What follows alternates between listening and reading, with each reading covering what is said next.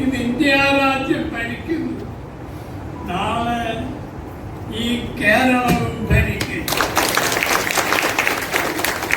എല്ലാ തടിവും തൃശ്ശൂരിൽ നിന്ന് കിട്ടും. അടുത്ത അസംബ്ലി തെരഞ്ഞെടുപ്പ് ആകുമ്പോൾ തൃശ്ശൂരിൽ നിന്ന് MLA-മാരുണ്ടാവും. അതിന്റെ എല്ലാ ലക്ഷണങ്ങളും കാണാറുണ്ട്. ജനങ്ങളും അടുത്തു. ഈ കോൺഗ്രസ് മുന്നണി, കമ്മ്യൂണിസ്റ്റ് മുന്നണി, അത് പോകുമ്പോ ഇത് വയ്ക്കും, ഇത് പോകുമ്പോ ഇത് വയ്ക്കാൻ തോറ്റു. ഇന്നാൻ പാടി മതിയായി. നിങ്ങൾ ഓരോ ബൂത്തിലും 10 പ്രവർത്തകന്മാർ എനിക്ക് തരുമോ? നിങ്ങൾക്ക് ഞാൻ ഒരു MLA തരാം.